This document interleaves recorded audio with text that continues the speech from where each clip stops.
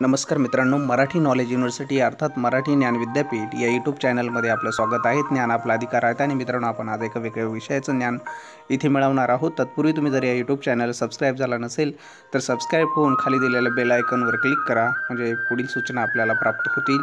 तर मित्रांनो, आपण आज एका वेगळ्या विषयाचं ज्ञान इथे मिळवणार आहोत.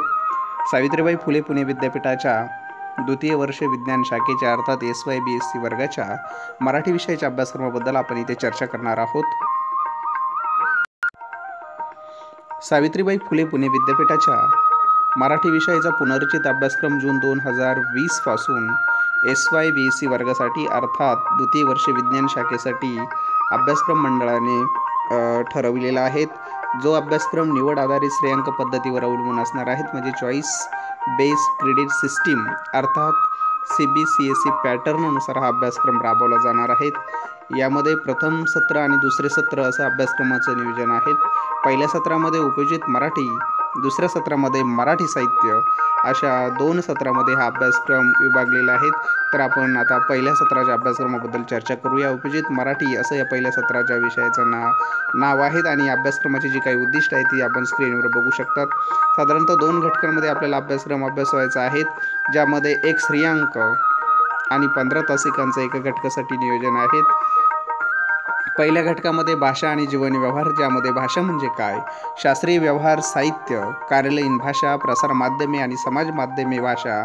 दुसरा घटक आहे अर्जलेखन, ज्यामध्ये विनंती अर्ज, नोकरीसाठी अर्ज. तिसरा घटक आहे संगणकीय अर्जलेखन, ज्यामध्ये युनिकोडमधून मायक्रोसॉफ्ट वर्डमध्ये अर्ज, स्वपरिचय. दुसरा घटक आहे प्रसार माध्यमांसाठी लेखन, ज्यामध्ये कृषी, विज्ञान, तंत्रज्ञान, क्रीडाविषयक लेखन, ज्यामध्ये वृत्तपत्र, या वृत्तपत्रांमध्ये लेखन, नभोवाणीवर भाषण लेखन, चित्रवाणीसाठी, माहितीपटासाठी संहिता लेखन आणि महाजालवर ब्लॉग लेखन.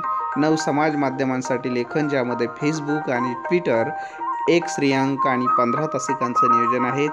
या सत्रातील अभ्यासक्रमासाठी काही संदर्भ ग्रंथांचं नियोजन विद्यापीठाने केलेलं आहे, ज्यामध्ये काही महत्त्वाचे संदर्भ ग्रंथ आपण स्क्रीनवर बघू शकतो.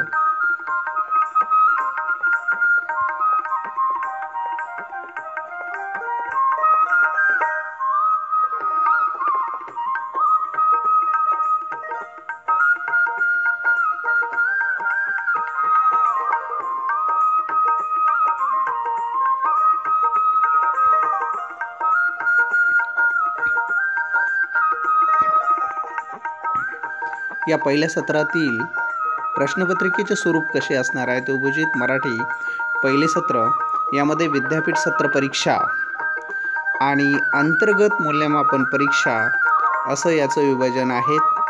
तर आपण प्रथमतः विद्यापीठ सत्र परीक्षेच्या नियोजनाबद्दल बघूया. पहिला प्रश्न असणार आहे, ज्यामध्ये अ आणि ब असे 2 गट असणार आहेत. अ गटामध्ये 7 पैकी 5 प्रश्नांची उत्तरे प्रत्येकी 20 शब्दामध्ये लिहिणं अपेक्षित आहे आणि आपल्याला ह्या गटासाठी 5 गुण असणार आहेत.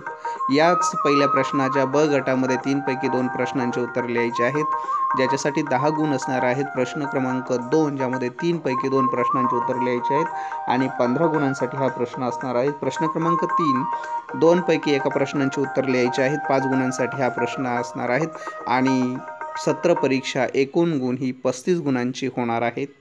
त्यापैकी अंतर्गत मूल्यमापन परीक्षा, ज्यामध्ये चाचणी 10 गुणांसाठी, चर्चासत्र, सादरीकरण, गृहपाठ, गटचर्चा, तोंडी परीक्षा, प्रकल्प लेखन यासाठी 5 गुण. अंतर्गत मूल्यमापनाचे एकूण 15 गुणांचे असणार आहेत, म्हणजेच सत्र परीक्षा आणि अंतर्गत मूल्यमापन परीक्षा एकूण 50 गुणांची असणार आहेत. अंतर्गत मूल्यमापनाचे नियोजन हे महाविद्यालयाने करावायचे आहेत आणि विद्यापीठाच्या निर्देशानुसार विहित मुदतीत गुण विद्यापीठाकडे पाठवायचे आहेत. ज्या सूचना आहेत त्या महाविद्यालयाला विद्यापीठ वेळोवेळी करणारच आहेत. आपण आता वळूयात द्वितीय सत्राच्या अभ्यासक्रमाकडे. द्वितीय सत्रासाठी मराठी साहित्य असं या द्वितीय सत्राच्या विषयाचं नाव आहे आणि ह्या द्वितीय सत्रामध्ये जी अभ्यासक्रमाची काही उद्दिष्ट आहे ती आपण स्क्रीनवर बघू शकतो. हा द्वितीय सत्राचा जो अभ्यासक्रम आहे हा एका घटकामध्ये विभागलेला आहे. त्या एका घटकामध्ये साधारणतः 2 घटकांमध्ये त्याचं विभाजन केलेलं आहे. पहिला घटक आहे निबंध लेखन, ज्यामध्ये वैचारिक सामाजिक, विज्ञान विषयक आणि दुसऱ्या घटकामध्ये एक अभ्यास पुस्तक आपल्याला अभ्यासायचं आहे, ज्यामध्ये मराठी कथा दर्शन या पुस्तकाचं संपादन केलेलं आहे प्राध्यापक डॉक्टर शिरीष लांडगे, सुनीता राजे पवार आणि प्राध्यापक डॉक्टर शांताराम चौधरी, रुद्र प्रकाशन पुणे